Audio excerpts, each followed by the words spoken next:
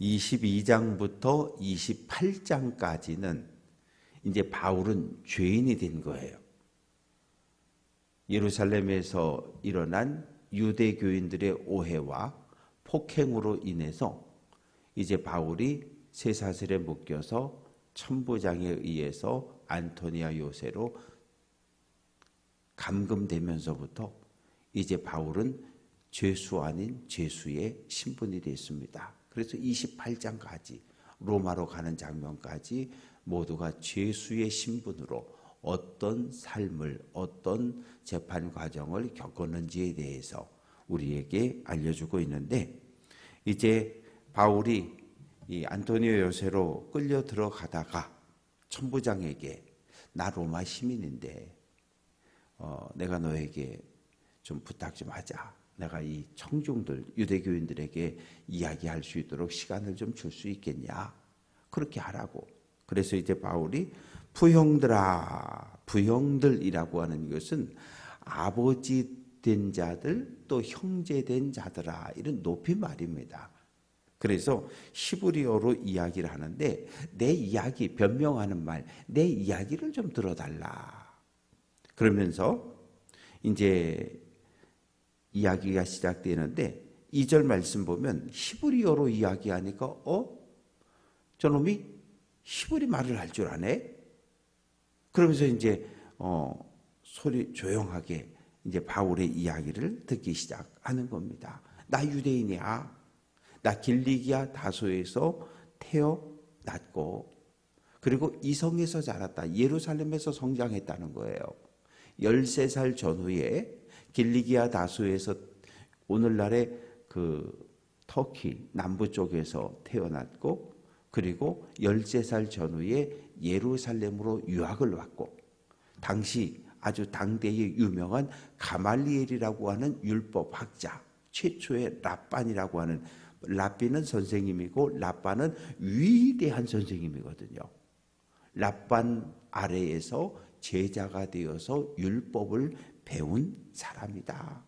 나도 여러분들처럼 하나님에 대해서, 율법에 대해서 뜨거운 열심을 가지고 있는 사람이고, 지금 여러분이 내가 예수를 따른다고 기독교로 개종했다고 해서 나를 지금 미워하고 박해하는데, 내가 개종하기 전에는 기독교, 예수를 따르는 사람들을 박해하고 예수 믿는 사람들을 잡아서 감옥에 넘겨주는 일에 내가 앞장섰던 사람이야. 예루살렘 성에 대제사장들도 있고 장로들도 있고 서기관들도 있는데 그 사람들이 다 내 증인이야. 왜? 아직 사도 바울을 기억하는 대제사장과 서기관과 장로들이 있었잖아요. 내가 대제사장에게 가서 나 다메섹에 좀 갔다 오겠습니다. 다메섹은 아람 나라의 수도이고 오늘날 이라크의 수도인 다마스커스를 이야기합니다. 왜? 예루살렘에 시작된 박해를 피해서 도망친 사람들이 아람 나라의 수도 다메섹에 가서 믿음의 공동체를 이어가고 있다는 소문을 내가 들었는데 국경을 넘어가야 되니까 통행증, 두 번째는 다메섹 회당의 유대교인들에게 보내는 협조 공문. 지금 여기 사울이라고 하는 사람을 보낸다. 사울이 예수 믿는 놈들을 잡아가지고 예루살렘으로 끌어오려고 그러니까 너희들은 협조해줘라. 이 두 가지 공문을 가지고 내가 다메섹으로 갔다. 다메섹으로 막 달려가다가 6절 말씀 보면 오정쯤 되어 하늘로부터 큰 빛이 나를 둘러비쳤다. 오정이라고 하는 것은 햇볕이 가장 강한 시간이거든요. 그런데 햇볕보다 더 강한 빛이, 하나님의 빛이 나를 둘러 덮었고 나는 땅에 엎드러졌는데 하늘에서 소리가 들려졌다. 사울아 사울아, 내가 왜 나를 박해하느냐? 그래서 내가 깜짝 놀라서 주님 누구십니까?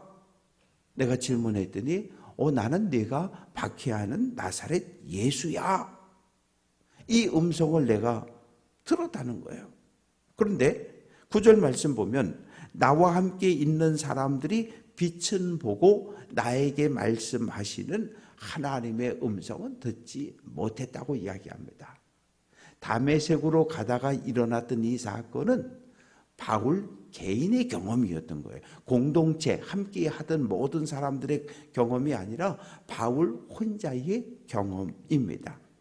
우리가 믿음의 길을 걸어가면서 서로 다른 체험을 가지고 있잖아요. 각자의 체험을 가지고 있는 것처럼 이 사건은 오직 사울 한 사람을 위한 하나님의 역사의 개입이었습니다. 그래서 내가 주님 무엇을 하면 되겠습니까? 그랬더니 일어나라, 다메섹으로 가라. 가면 내가 해야 할 일을 알려줄 사람이 있다.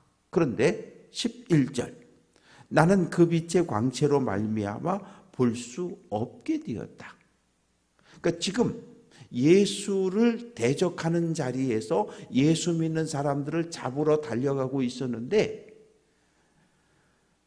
부활한 주님을 만난 그 순간 앞을 보지 못하게 된 거예요. 예수를 대적하는 자리에 서 있었는데 지금 바울은 주님, 나 어떻게 하면 좋아요? 너 다메섹으로 가. 이제 주님의 말씀에 순종할 수밖에 없는, 주님을 대적하는 자리에 섰다가 부활하신 주님을 만나고 이제는 주님의 말씀에 순종하는 자리로 그의 삶의 자리가 바뀌어졌다는 거예요. 그래서 다메섹으로 갔는데 다메섹에 율법에 신실한 아나니아라고 하는 사람이 있었는데 그 사람이 내 머리에 와서 손을 얹고 사울아 다시 보라 선언하는 그 순간 내 눈이 번쩍 띄어져서 다시 보게 되었다고 간증을 합니다.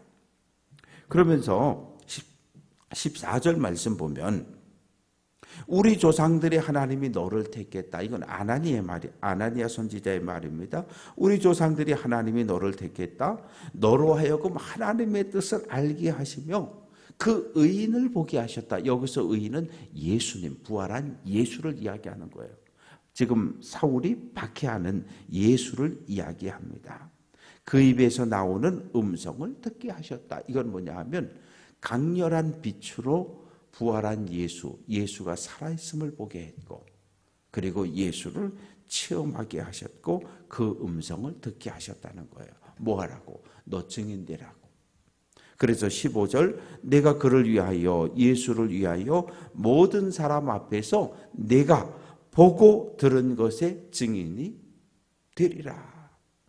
부활한 예수를 만났고 강렬한 빛을 보았고 하늘의 음성을 들었고 그리고 앞을 보지 못했고 눈이 띄어진 이 모든 간증을 하라는 거예요. 간증을 하다 보면 중심은 누굽니까? 예수예요. 예수 믿기 이전에 나의 삶 박해하고 탄압하고 예수를 어떻게 만났는지 예수 만난 이후에 내 삶이 어떻게 변화되어졌는지 이게 간증이잖아요. 간증에는 오직 예수님만 나타나야 돼요. 내가 이건 간증이 아니에요. 자기 자랑이 되는 거죠. 너 증인되라는 거예요. 복음의 증인이 없다면 말씀은 이 세상에 전파될 수 없습니다. 그래서 이제 16절 말씀 보면 일어나 주 예수의 이름을 불러 세례를 받고 너의 죄를 씻으라. 그러면 오늘 말씀을 이 9장하고 지금 이 22장하고는 간증의 내용이 좀 다르지요? 달라요. 여기서 우리가 추측할 수 있는 건 사울도 죄를 회개하고 부활한 예수를 만나고 예수님을 내 인생의 주인으로 영접하고 예수의 이름으로 세례를 받았구나. 우리가 이렇게 추측을 해볼 수 있습니다. 그리고 이제 17절 말씀 보면 후에 내가 예루살렘에 돌아와서 성전에서 기도할 때 여기서 후에라고 하는 것은 이제 바울이 길리기아 다소에 가서 3년 동안 있다가 바나바가 데려와서 안디옥 교회에서 함께 섬기다가 1차 전도 여행을 갔다가 예루살렘을 방문하게 된 그때를 이야기하는 거예요. 하나님께서 내가 성전에서 기도할 때 성령께서 말씀하셨다는 거예요. 18절 예루살렘에서 속히 나가라. 너 예루살렘에 있을 필요 없다는 거예요. 왜? 예루살렘에 있는 사람들은 바울아, 내가 이야기하는 거 안 받아들인다는 거예요. 예루살렘 성에 사는 사람들은 내가 아무리 간증을 하고 부활한 예수를 만난 이야기를 해도 그 사람들은 마음의 문을 꼭 닫고 내 말을 듣지 않는 사람들이니까 너는 예루살렘을 떠나라는 거예요. 그렇게 부활한 주님이 나에게 명령하셨다는 거예요. 그러면서 19절 20절에서 자기가 유대교인으로 유대교에 대한 특별한 열심이 있을 때 대제사장의 명령을 받고서 예루살렘에 있는 교회를 박해하고 그리고 성도를 잡아서 감옥에 가두고 그리고 스데반이 돌에 맞아 죽는 그 현장의 책임자로 사람들의 옷을 들고 있었다는 이야기를 다 그대로 간증을 하는 겁니다. 그런데 이제 여기서 21절에서 나더러 또 이르시되 떠나가라. 예루살렘에서 나가라. 떠나가라. 내가 너를 멀리 이방인에게로 보낸다. 이방인에게로 보낸다. 여기까지 바울이 간증을 했을 때 그때까지는 가만히 듣고 있던 유대교인들이 화가 났어요. 그래서 바울 저놈을 죽이자 죽이자 죽이자 소리를 지르기 시작합니다. 막 소리를 지르고 옷을 벗어서 집어 던지고 그저 흙을 들어서 그냥 막 집어 던지고 그러자 천부장이 안 되겠다. 바울 데리고 가자. 그래서 안티오니아 요새로 들어갑니다. 이 천부장은 상황을 제대로 파악을 하지 못하니까 저 수백의 많은 사람들이 지금 바울을 죽이라고 저렇게 소리치는 거 보니까 이놈이 무슨 큰 죄를 지은 것 같아요. 그래서 신문을 하자. 신문을 하자. 그래서 붙들어 묶습니다. 그 당시 보면 이런 돌기둥에다가 거기다 가죽으로다가 이렇게 앞으로 해가지고 묶고 등에다가 채찍질을 하는 거예요. 그런데 이 로마의 채찍은 이 끝에 쇠 조각이나 아니면 뼈 조각이 달려 있어요. 그래서 채찍을 한번 탁 맞으면 이 채찍이 등에 박히는 거예요. 그 잡아당기면 살처럼이 그냥 뚝뚝 떨어지는 거죠. 이런 채찍질을 지금 이제 맞아야 되는 그런 위기를 만나는데 바울이 백부장에게 이야기합니다. 천부장은 오늘날로 말하면 연대장, 1000명의 병사를 지휘하는 지휘관이고 백부장은 중대장, 100명의 군인을 지휘하는 지휘관입니다. 백부장 보고 여보시오, 나 로마 시민권자야. 로마 시민권자를 재판도 거치지 않고 어떻게 매질을 할 수 있어? 뒷감당할 수 있겠어?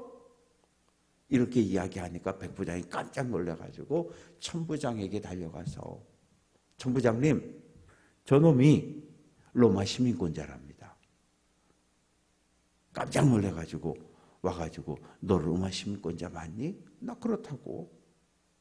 28절 천부장이 말합니다. 나는 돈을 많이 들여 이 시민권자를 얻었다. 나도 로마 시민권자라고 하는 거예요. 그런데 나는 돈을 많이 주고 이 로마 시민권을 얻었다는 거예요. 당시 글라우디오 황제 때 돈을 받고 로마 시민권을 팔았는데 로마 시민권을 살려면 500드라크마, 500데나리온. 쉽게 말하면 한 노동자가 2년 동안 일해서 벌을 수 있는 연봉, 2년 수입, 2년치 연봉입니다. 작아요? 엄청나게 큰 거죠. 2년 연봉인데 나는 500데나리온을 주고 2년치 내 연봉을 주고 로마 시민권을 샀는데 너는 어떻게 시민권을 가지고 있느냐? 나는 태어나면서부터 로마 시민권자야. 이렇게 바울이 이야기하니까 이 천부장이 깜짝 놀랍니다. 그래서 29절 신문하던 사람들이 물러가고 천부장도 그가 로마 시민인 줄 알고 또 그 결박한 것 때문에 두려워하니라. 갑자기 두려워진 거예요. 왜? 로마 시민권자는 반드시 재판이 끝난 다음에 매질을 하게 되어 있는데 지금 재판도 안 하고 일단 채찍질부터 하려고 지금 그렇게 붙들어 묶어놨잖아요. 그리고 로마 시민권자에겐 특권이 하나 있는데 나는 일반 법정에서 재판 안 받을래. 나는 로마 황제 가이사 앞에서 재판 받을래.